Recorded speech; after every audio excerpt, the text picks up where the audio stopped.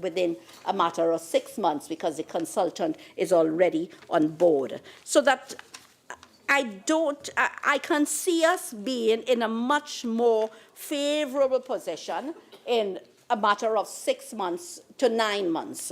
And I don't think it's necessary for me to go any further on the ease of doing business, but just to guarantee and give the public the assurance that we are very focused. The single electronic window unit in the Ministry of Trade and Industry under my guidance, and also all of the related ministries that are connected, Ministry of Planning and Development, Ministry of Finance, Ministry of the Attorney General and Legal Affairs, all working to ensure that we provide a better space for doing business in Trinidad and Tobago.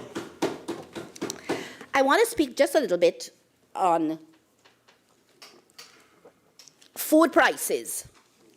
Of course, we would have spoken about headline inflation, where we are, and the fact that we share the #1 spot on the Global Competitive Index. But the leader of the opposition indicated in this House that food prices increased from September 2015 by about 14%. And she was very clever, rather disingenuous, not to account for the price increases which occurred under their administration. And I want to, in doing so, before I speak to the public, I will say to you that you could just go to the central bank report that food price inflation, according to the central bank in 2018, the rate of food inflation stood only at 1%. And this fits well and corroborates with where we are with headline inflation. 1%, and this is compared with an average percentage increase of 11.38% for the period 2011 to 2015. 1% as compared to 11% on an average, right? And so thus far, for January to May 2019, I can tell you what the increase on food prices has been. Very negligible at 0.2%. 0.2%. But remember, for Superior should really have accounted for the large increases under her tenure and done the full comparison. But I will tell you just about a few, I'll speak to just a few items.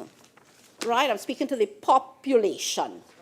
And I can tell you, for instance, that whole chicken from a pluck shop increased by 15% under that government, and 15%, and under us, 3%. Pork stew pork, which Trinidadians like, increased under them by 29%. Under us, the price went down by 3%. Beef stew beef, who don't like a stew beef, increased by 32% under them, and under us, under the UNC, under us, 3%. Pigtail, 12% under them, 3% under us. Corned beef, 24% under them, under us, 1%. Consistent with the inflation, food inflation. Saltfish, 19% under the last UNC administration, 1% under us. Eggs increased 51% under that last administration. Under us, the price decreased by 8%. Instant chocolate increased 30% under them. Under us, 2%. Orange juice increase under them 16%, under us 3%. Taking the time to talk about it. Mobi, with every Trinidadian likes, increase 20% under them and 2% under us. Flour 6% under them, 1% under us. Cornflakes, every little child like cornflakes in the morning.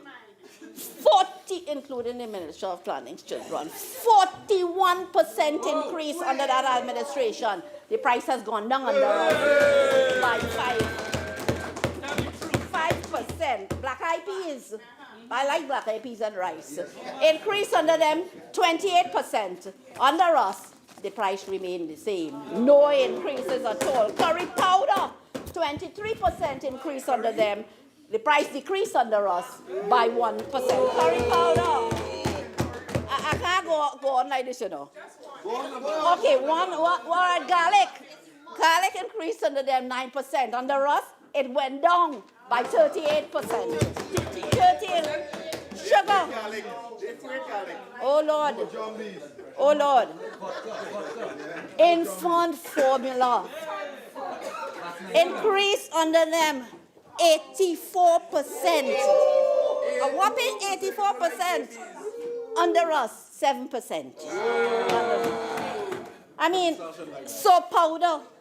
Soap powder under them, 20%. Under us, it went down by 23%. Some members for Secretariat very disingenuous, and I want to tell you.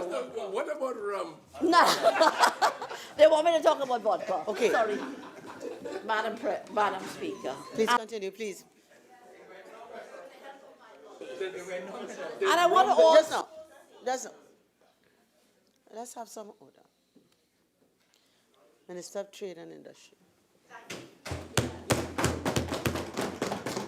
And I want to say also, Madam Speaker, that despite the straitened circumstances of our government from 2015 to now, between 2016 and 2018, I just looked at those figures, we were still able to renew the waivers of the common external tariff on a number of products to the extent of $584 million, and that was to assist households and so on. So the revenue foregone for the government, despite our circumstances, we still forego $584 million to ensure that food was reasonably priced, and medication, in fact, pharmaceuticals, we forego $344 million to keep the prices of medication affordable.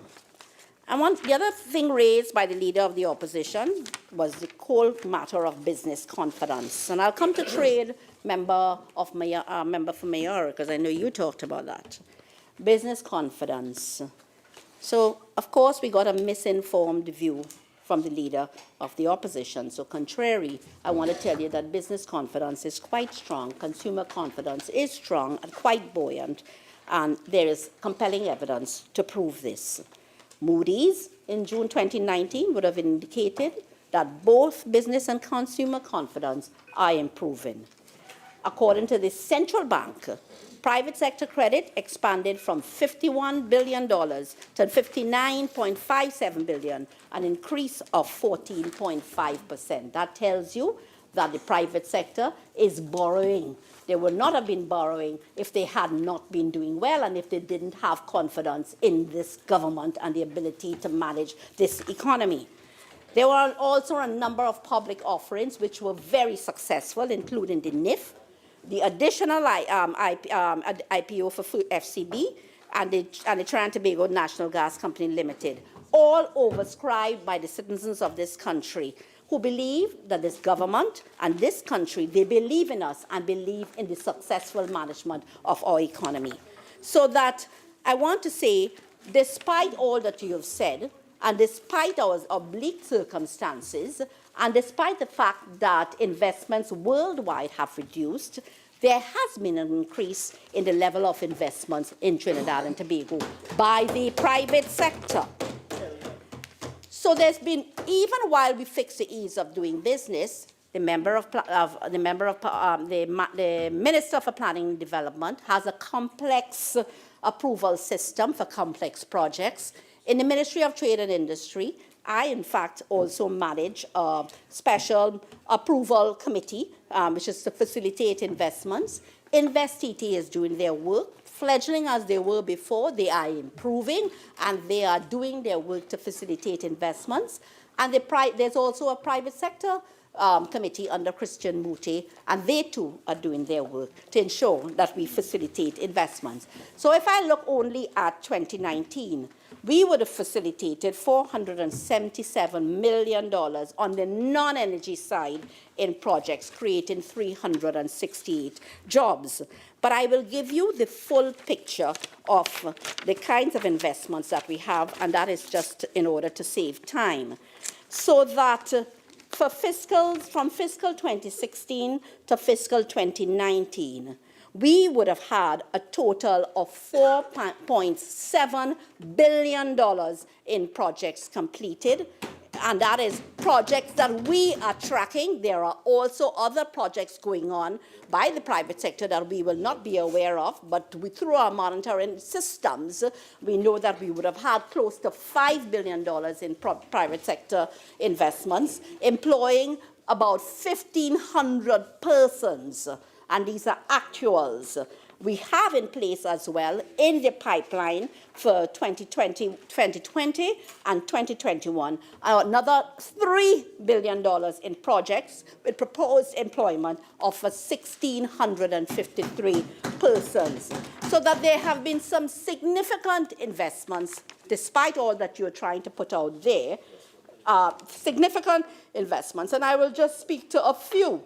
For instance, when we came in, Transocean had their drill ships sitting outside the Gulf, sitting in the Gulf.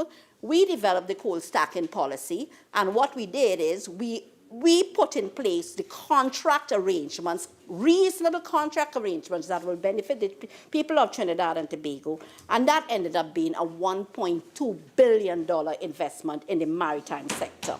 Peterson Logistics has won contracts and will spend close to $10 million providing logistical solutions as well.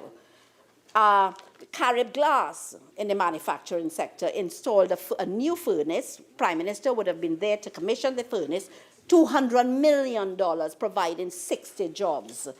ICOR would have come into you, but after they came to Trinidad, we got them to invest a further $22 million, providing a further 600 new jobs in terms of services. And that is through their call center in Barataria. Vemco would have developed a new pasta line, $40 million. Amcor, an FDI, came in from Australia, and they are involved in the plastics business. They invested $100 million. Cemex, out of Mexico, again, with regard to the manufacturing of cement, they increased their shareholding in TCL, and their investment then was more than $500 million.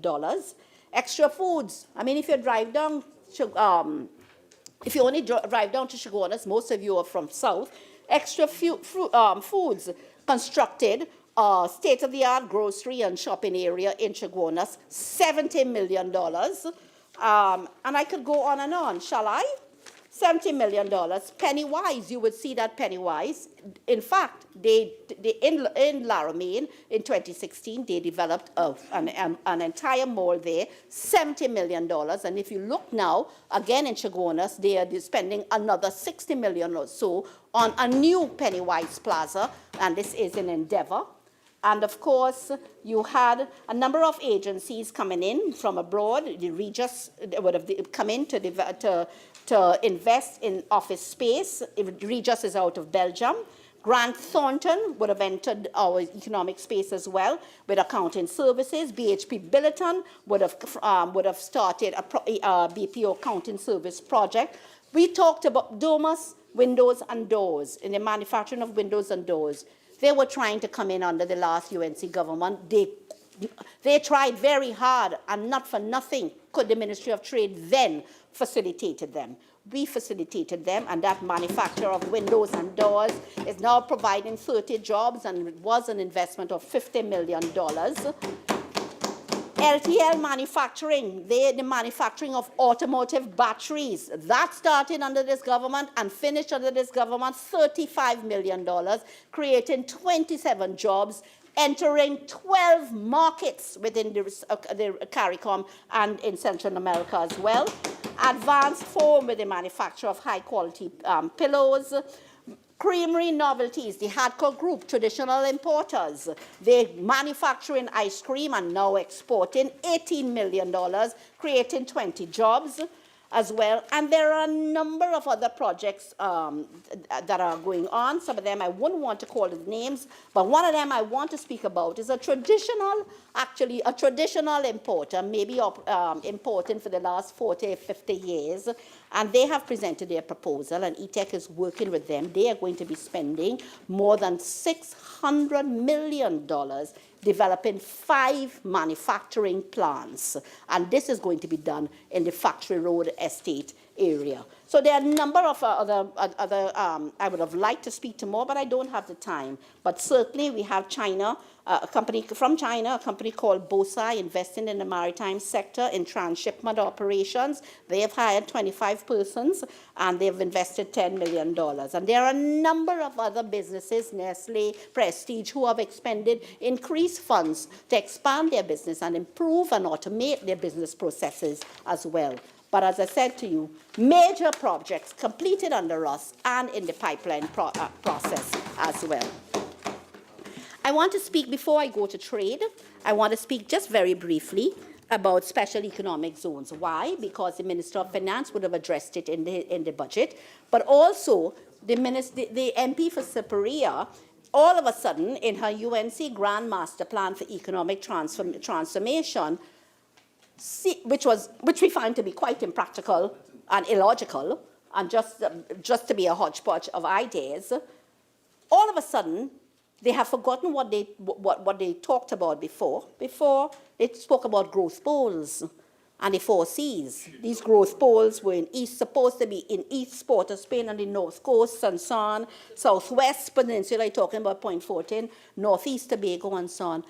Nothing. The reality is not one of those growth poles have been developed under you. And Caroni Central, I'm calling you out because you spoke about the development of these 4 Cs, Couva and Chaguanas and Charleville and Carapachima. We are the ones who developed Couva with the Point Lisas Industrial Estate. We did it. But all of a sudden, I noticed you have spun the story and you're now talking about zones. And it is because this government has approved a special economic zones policy. It is on the ministry's website. Perhaps one of your people read it, and all of a sudden, you're now talking about Chaguaramas Development Zone and solar park in Tamina. Where are you going with that? Nowhere. So I'll tell you what happened. And under them, that same solar park story, they spent $14 million. They gave a project to SciTech, right? A private sector entity. You gave them $14 million to come up with this feasibility study for a solar park. What did we get for the report? $14 million? A report. That is it.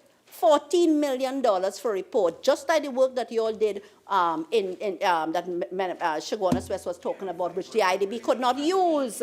Nothing came out of it. And on top of that, you're talking about a solar park in Tamina. When you came in, you completely stopped the Tamina project.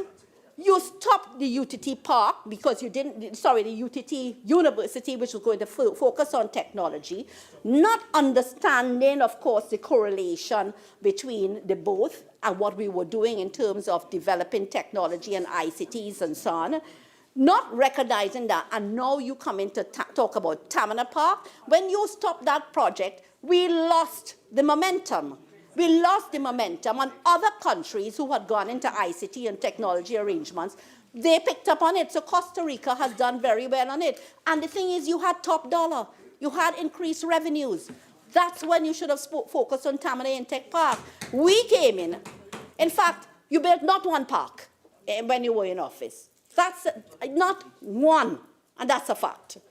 So all of these changed strategies now from growth poles to zones. It's really on account of the policy position that we have put in. It's only our government who has had a track record of creating these transformative economic spaces that will benefit the business community and by extension create jobs that definitely benefit the wider public. So in addition to the world-class estate Point Lisas, we would have built across Trinidad and Tobago 19 industrial parks. 19. And even when we came in, we did the first phase of Tamina Intech Park. With the little money that we had, the first phase of Tamina Park, we finished the Point Fortin Park. We handed out leases for the Debe Park because you didn't do anything at all. That's the work we did. Now you're saying and at this stage, we are divesting, Minister of Finance would have spoken to that, we are divesting certain lands to the private sector so that they can, in fact, improve and adopt and develop their own lands for economic purposes as well. So that concerns the Presal Estate and Reform Connector Road and Frederick Settlement and so on. So again, that SEZ policy is really going to be transformative. We are excited about it. The legislation is before the Attorney General this time, and in fact will be completed by December 31st. It will replace and repeal the free zones legislation, which we found to be unsuccessful, and which the Global Forum and the OECD found to be potentially harmful. And you know they're keeping a close eye on that.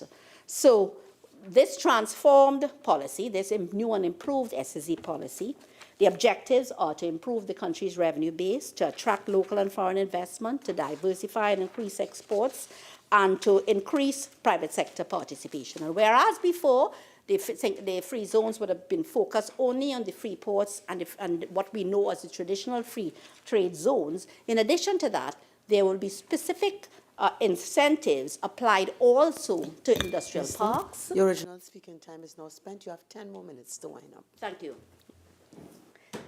Yeah, these industrial parks, specialized zones which aims and allows for sector development in designated activities. It speaks to all of our diversification aspirations.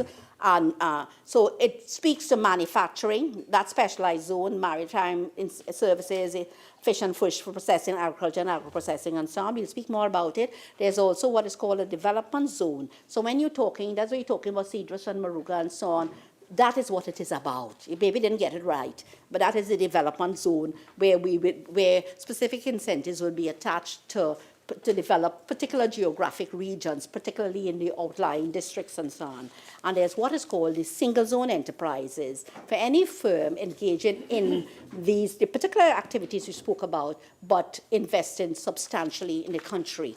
So at the end of the day, I can't detail for you the incentive framework simply because it's at the level of the LRC. And when you're tweaking, it's where you would find that you want to shift some things. So what is going to happen there is for some of the zones, there'll be a reduction in the corporate income tax. There'll be allowances and credits that would seek to encourage investment and reinvestment, compliance with the whole regime, the new SEZ regime, and also to encourage research and development, and so on. So ideally, it will be, all these incentives would apply to Tamina, right, and to Moruga, and to our Phoenix Park Industrial Estate. So somebody said on that side, we spoke about the Phoenix Park Estate, and we did nothing about it.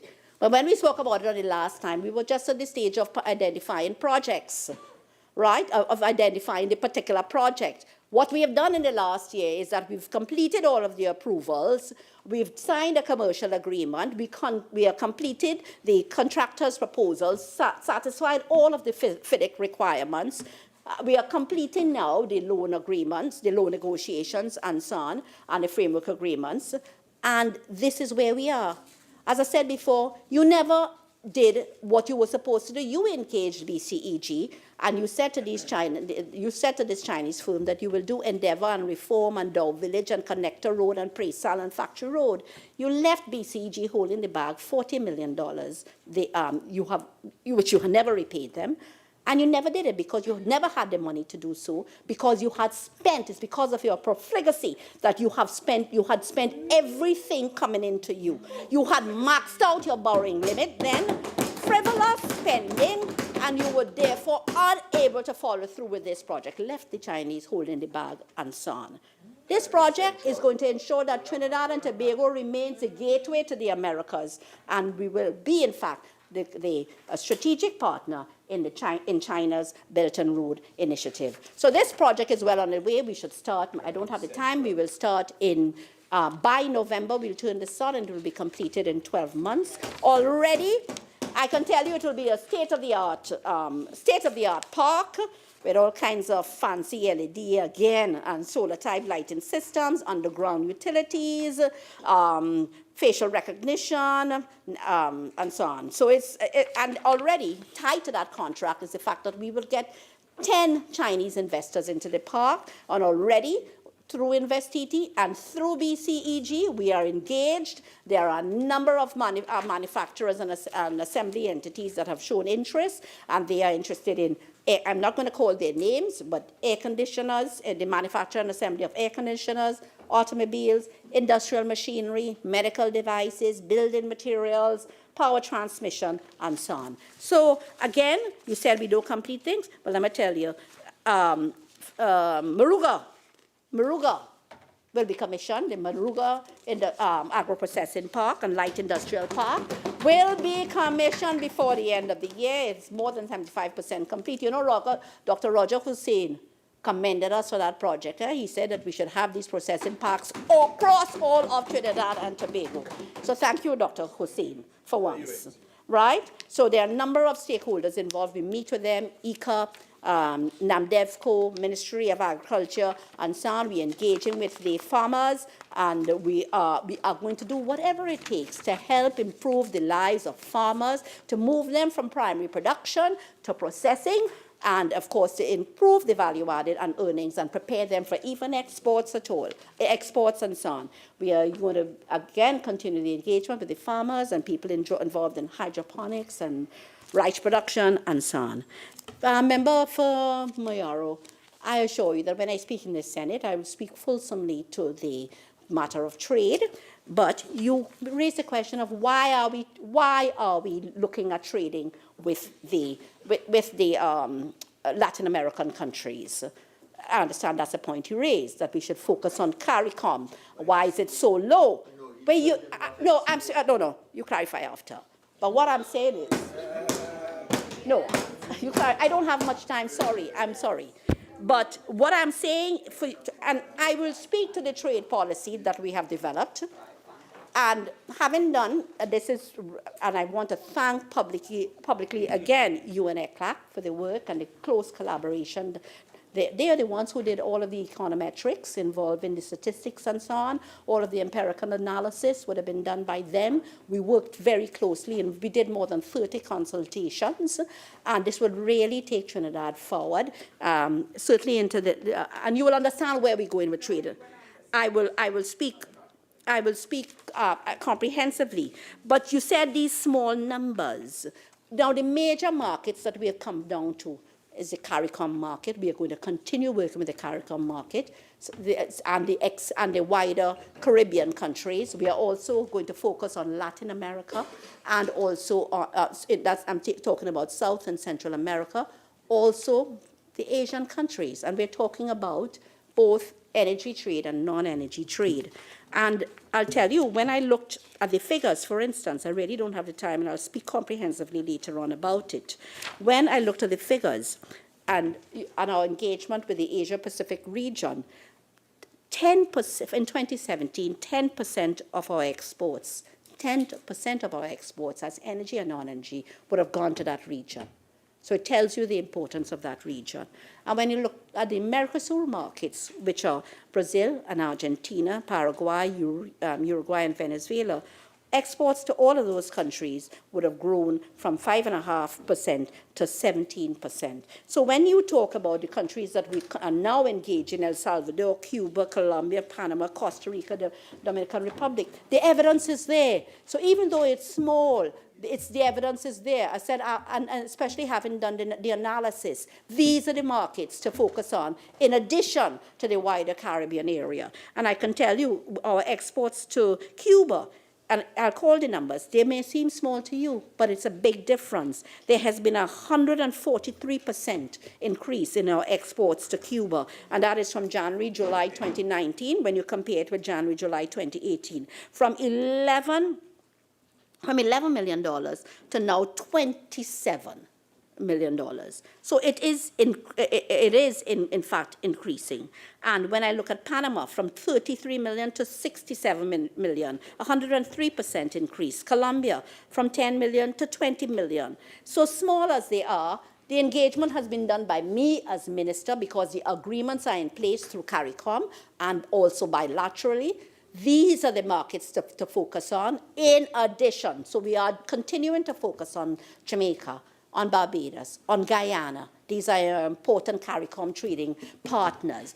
And you must remember that Trinidad and Tobago, small as we are a trading nation. So when you compare our trade to GDP, it's about 132%, and that is using UN statistics, which is more comprehensive than the statistics that we use here because it doesn't capture all of the services data. So using all of that, it tells you that we are a trading, and we must focus on export growth if we are to, in fact, transform the economy. So the work, member for Mayaro, is important, and I will expand on it when I go down to the lower house. We will continue working with to the Senate. We will continue working with the TTMA and the Trinidad and Tobago Chamber. And I can say to you that we will continue to have all of these businesses involved, continue doing to the business-to-business meetings, and at the end of the day, we'll have key success. Another key part of this trade, and that we don't talk about, is the trade in services. Because whilst trade in services contributes substantially to our GDP, close to 60%, to 60%, we only export 10% of our services. So when we're talking about diversification and tourism and all of these other areas, 10% of our services are exported. That is an area for growth, and I will expand again on that area. So, Madam, I see you are standing. I respect you. It means I have to sit down. I would have liked to close a little more politically. I don't have the time, but I'll deal with them in the Senate. I thank you so much. Member for Caroline's.